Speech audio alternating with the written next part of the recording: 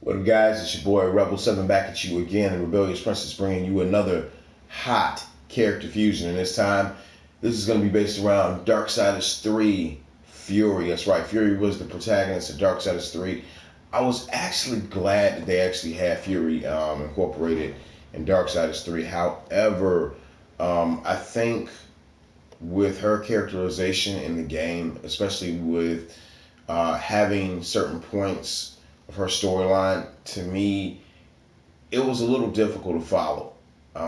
Because when you look at the story itself, you're finding out that after the events of 1, then essentially 2 is taking place. And then toward the middle of 2, the fabric of that storyline, 3 is kind of being interwoven in the middle of that. So, and then with Darksiders Genesis, this is the very first prequel to all 3 of these games. So it's the actual predecessor to the former successors of its iteration. So to me, it's a great, great franchise. I am glad to see it back in action. And yes, enough of the history lesson. Let's get into Fury from Darksiders 3. And as you can see, the first time I did Fury, it didn't look good. It did not look good. There were certain aspects of the creation I didn't like. Let's get into our equipment, and we're going to show you why Fury had to have a do-over. That's right. Fury had to have a run back. I had to run it back. So going into it, as I said before, it's extremely, extremely integral when you do a creation to make sure that you have everything lining up. So certain fine-tuned points. Fury is wearing sort of like faceplate armor on the side of her face. So let's go over and show you guys what I'm talking about. So these are like the little fine point accents that I missed the first time. On top of that, the actual armor for the breastplate for her, the new pack that we just got out, or the Enlightened pack that we just got out, that got implemented. So it was good because Fury actually is an elemental, and she uses a lot of the elemental based iterations of her moveset that she goes back and goes back and forth to. So it was good to show the actual fire aspect of it because it went with the motif of the armor. So we can go down a little bit and we can now point out a lot of things now. So Fury, I noticed she was wearing like high heel boots. Okay, so like her armor, she had like high heels on.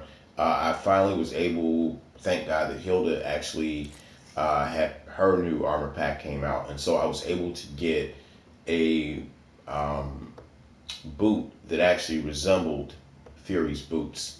So that actually was a +2.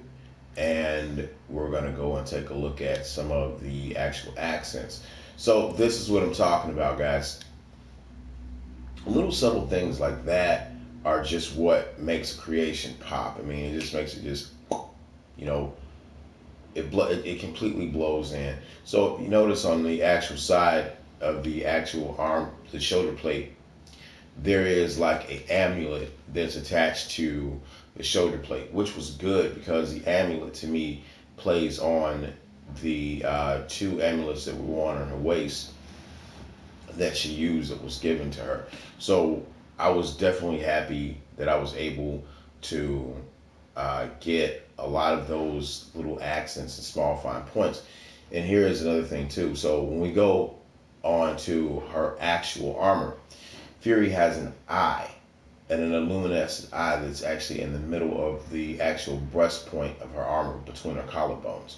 So I was actually able to simulate that with the choker and use the eye motif to put over the choker. So it kind of gives you that visualization of Fury's armor actually being, pretty much correct in place. And then the color dynamic too was what I ended up changing a lot of also. So let's get into our view mode. As I always say before, I always got to be Premiere for the real thing. So with that being said, I like the overall palette scheme of Fury. The only thing was with Fury that I had to kind of take some liberties with was the color palette scheme. Because in Soul Calibur, a lot of times the sheen of the armor is so it's so luminescent and it's so metallic. You have to change the sheen of it, and a good way to do that is to use the color textures, which give you several options. So let's switch in between. Let's see exactly Fury look kick ass and look cool. And Ivy's moveset was just a perfect moveset. It was screaming at you. You guys definitely, like I said before, the Patreon is coming. If you guys want to support the channel and you want to see great stuff like this, you're going to get an opportunity to see more stuff, because it's going to be more stuff coming up. I said on my last couple of videos, I was like, if they're going to release more DLC packs, well, it looks like that. I went to the official Capcom Soul Calibur site for Soul Calibur 6, and I end up seeing the character Creator Soul chest. So with Hanamaru, that's going to be coming from Samurai Showdown 5, and that series, it looks like we're going to get another Creator Soul pack, and then we're going to get another one. And with the updates, I'm pretty sure, because we got maybe, I don't know how many updates to get, that we might get some armor in those updates. Don't quote me on that, I'm saying we might. So here is a little bit of the sauciness, and like I said before, Ivy was just the perfect catalyst for Fury. So now we're going to get into mock battle, and I've been practicing with Ivy. Ivy is a hard to master character. She's so hard to learn, and Ivy is more of a setup character, so she's not strictly used for offense. Ivy is more or less a counter character, so it's used to make sure that, like, you draw your opponent in, and then after that you just brutally punish him. There we go.